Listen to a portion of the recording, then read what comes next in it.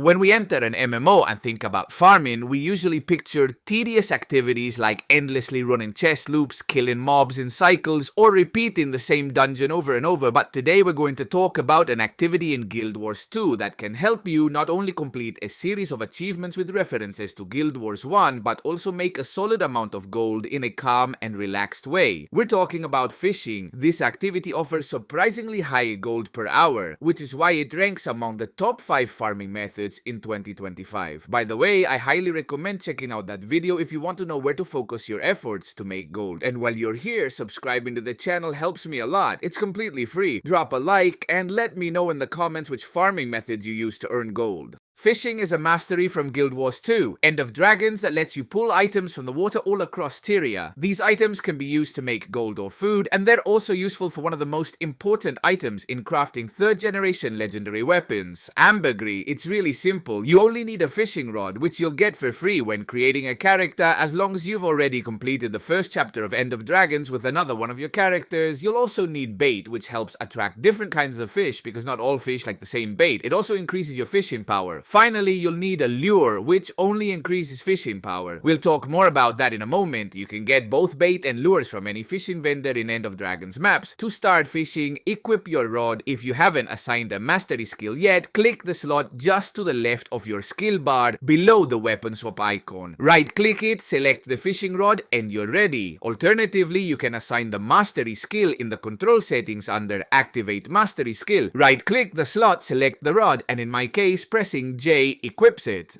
Once equipped, you'll have 3 fishing-related skills. Your healing skill slot will now let you scan for nearby fishing nodes. This is where you should prioritize since node fishing is faster and yields better fish. Note, you can only fish 3 times per node, then you need to move on. Skill 5 opens your bait and lure panel for quick swapping. And most importantly, skill 1 is your cast. Aim it toward a node or any water surface. Once cast, 2 new skills appear. Skill 4 to reel in, and skill 1 to hook the fish when it bites. You'll know a fish is biting when an exclamation point appears above your head or the bobber starts shaking and creating ripples. When that happens, use skill 1. You'll see a blue bar with a green box moving back and forth. You control an orange bar using skills 2 and 3, trying to keep it inside the green zone. After a few seconds, you'll catch a fish and your reward will depend on your fishing power and the area you're fishing in. Now let's talk about fishing power. This stat increases your chance of catching higher quality fish and also makes the orange bar easier to control. There are 6 key variables that contribute to your fishing power. 1. The fishing rod. Technically not a variable, it always gives 25 fishing power no matter the rod. 2nd, bait. The first type gives 75 fishing power. The 2nd type, mackerel, gives 150. All other types give 100. 3. Lures. There are 5. Wooden lure, basic, 50 fishing power. Not recommended. Ancient lure,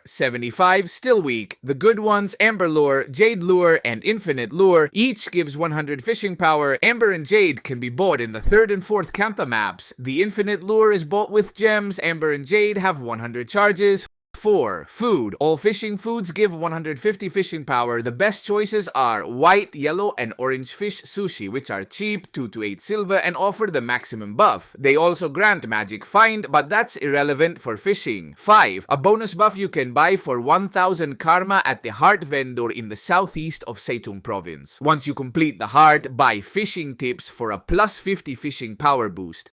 6th masteries. These provide 3 bonuses plus 20 fishing power per completed mastery tier in the fishing line, total of plus 100, plus 100 fishing power bonus when you have food active, unlocked via the 3rd fishing mastery. And finally, fishing party, the last skiff mastery. While in a party or squad, every time someone catches a fish, everyone gains a stack of the buff. Each stack gives plus 50 fishing power up to plus 300 at 6 stacks. But there's an easier way to reach those 6 stacks. A special food called Zephyrite Fish Jerky. Each one grants 25 stacks. Use 4 of them before your sushi and you'll hit the max stacks instantly. Then consume the sushi for the extra plus 150 and the mastery bonus.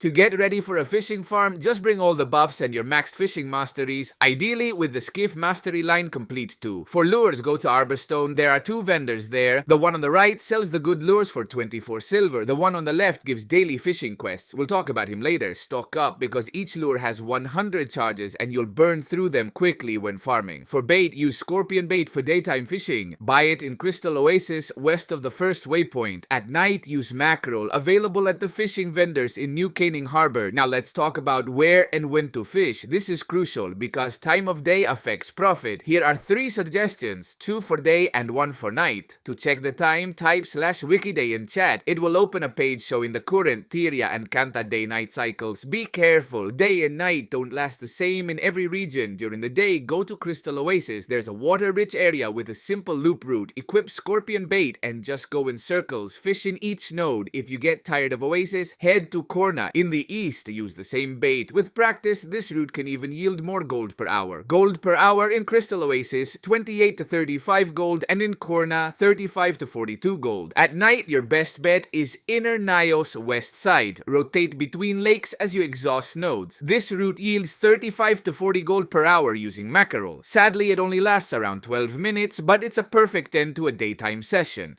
Now let's talk about profit. There are 2 types of items you'll fish up. 1. Treasure, which is literally junk. Vendor it. Some items are worth up to 1 gold. 2. Fish. These are what really matter. Right-click to fillet them for fish fillets matching their rarity and a chance to get Ambergris. Your goal is to catch as many legendary fish as possible for the best Ambergris yield, but there's more to profit than just fishing. There are 2 additional tips. Fillets can be upgraded: blue, green, yellow, orange, ascended. Sometimes upgrading and selling them is more profitable than selling raw. Do the math, multiply the unit cost by the quantity needed for the next tier and compare to the sale price. You can also trade 10 ascended fillets for 1 ambergris. This is usually profitable. Daily fishing quest. At the left vendor in Arborstone, he'll ask for a specific yellow rare fish. Don't go hunting it directly, it wastes time. Just keep 1 of each yellow fish in your bank as you fish normally. If you get lucky and he asks for 1 you already have, free ambergris. Final point, this isn't something important or something that's actually going to make you gold, but I'll leave it here as a fun little curiosity. Basically, there are regional fishing collections in the game where you can catch every fish from a specific zone. Each fish has a preferred bait, spawn time, and other small details. As you complete these collections, you'll unlock Guild Wars 1 inspired titles, but with a fishing twist. Yes, I know fishing didn't exist in Guild Wars 1, but you'll see what I mean. In Guild Wars 1, there was a meta title for collecting a bunch of other titles. It had various ranks and tiers. When you earned 5 titles, you'd unlock tier 1, called kind of a big deal, and every 5 titles would bump it up to new tiers like People Know Me, I'm Verti Important, I have many leather-bound books, my guild hall smell of a rich mahogany, and finally, at 30 titles, God Walking Amongst Mere Mortals. In Guild Wars 2, you'll automatically unlock that last title if you owned it in GW1, as I did, but now there's a fishing version of the same idea. For every 5 completed fishing collections, you'll unlock parody titles like Kind of a Big Reel, Fishmongers Know Me, I'm Very Buoyant, I Have Many Lure-Bound Hooks, My Guild Hall Smells of Fish Progeny, and Cod Swimming Amongst Mere Minnows. Honestly, I find these titles hilarious, though to be fair, they're a bit long and grindy to earn. Still, they're there if you're up for the challenge. And that's everything on how to fish and make gold in Guild Wars 2 in a relaxed way, potentially earning up to 40 gold per hour. If you enjoyed the video, drop a like, subscribe for more Guild Wars 2 content, and let me know in the comments your favorite fishing spots. See you in the next one.